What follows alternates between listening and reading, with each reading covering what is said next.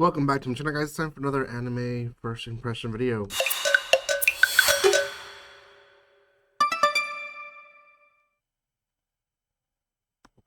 Welcome back to my channel, guys. One of my goals for this year was to make this series truly to what it was. Now I've been giving first impressions on retro animes that are 10 years old, 15 years old. I really wanted to get more that are even older than that because to me, retro doesn't mean 15, 10 years ago. I mean, for me, that's when I was in high school, middle school years old. So, retro to me is before my time, right? So, this one is actually before my time, before I was even born. It was released, and it is Gunbuster. Now, Gunbuster is a series that it's bigger than I thought it was. It is a mecha anime, and so there's two things that I'm hitting with one stone here. One is getting this older series and truly older series to watch, but secondly, getting out of my bubble of my usual genres. I'm not usually a mecha watcher, to be honest. In fact, if you were to ask me name some of my least favorite genres, mecha would probably be there. So, it is what it is. Now, before anything else, guys, if you haven't done so by now, make sure you subscribe to my channel. Give some love by comment, liking, and sharing. You guys can watch the review later. This is the first impression, so I just watched the first episode, but you guys can check my review later. I do have quite a bit of retro recommendations here, but I also have current anime, so anything that you guys want to watch, you probably have it here. So anime content at least. So thank you guys for the love and support that you do show this channel. Let's talk about Gunbuster. So Gunbuster released back in 1988 during the fall season. Now, this is weird to me because it's only 6 episodes long, but the last episode didn't release until July of the year after, which would have put my sister 2 months old, and still before my time. I'm from '93, so yeah. Anyways, 6 episodes only, each episode ranging around the typical time, 25 minutes. There was a film, I believe, that was Gunbuster versus Diebuster that released in 2006, and that is because in 2000 was it 2004 there was a sequel to this anime that was called Diebuster.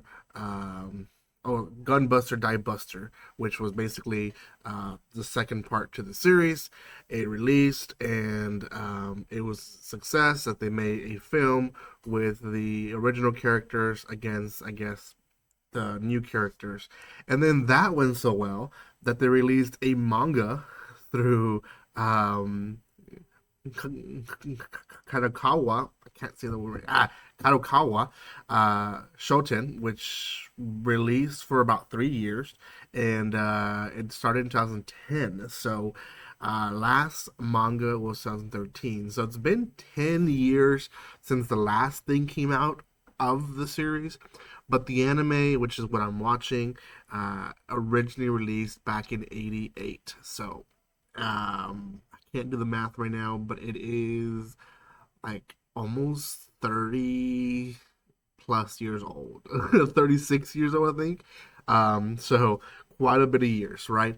That's pretty amazing. So, and I mean, the fact that they waited so many years to do a sequel is also amazing.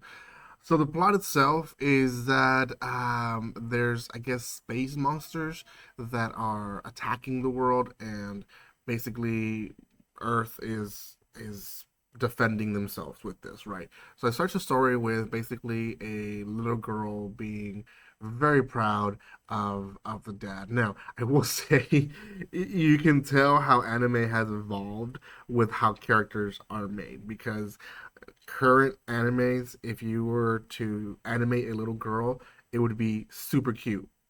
I'm just gonna say she wasn't the cutest of the buttons, but anyways, her dad was lost in a war, and he was like a hero to the world because he was very much well known. So this girl ends up being Noriko, who is basically the main character of um, the series. She's following her father's footsteps, and because of it, she basically joins the academy where they're training. Now, in this wars, they use mecha big robots to fight, and you have to be well trained in these robots to be able to fight. So they go into the academy. From that academy, they're chosen by a captain to go into a specific group, and so on and so forth. So the episode goes that she goes, everyone kind of feels like they're not really sure about her because they know who she is. She's a daughter of a hero. So they're like, we don't know yet, right? Well, when they start training, she's the worst of them. She can't run. She can't do anything. She's very, very bad. She does find comfort in another older student who's there, who's the best of them all, and tells her, all you gotta do is work hard. Like, I haven't. I'm not here because I have natural talent.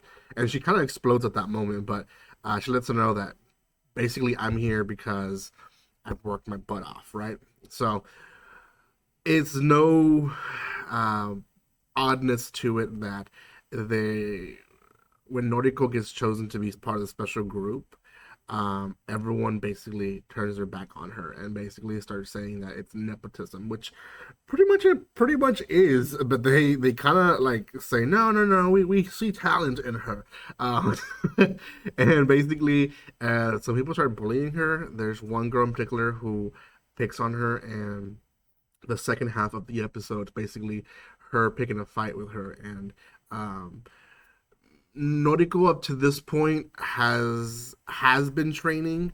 She she found inspiration in her sensei, in her not sensei, in her upper level student. Um, so she has been training. We have like this whole montage of her like doing better, and everyone's like impressed that she's doing better now, but still not at the potential of some of these other characters who should have been picked, right? So this girl is one of them. She picks a fight, and I want to say 90% of the time is one sided.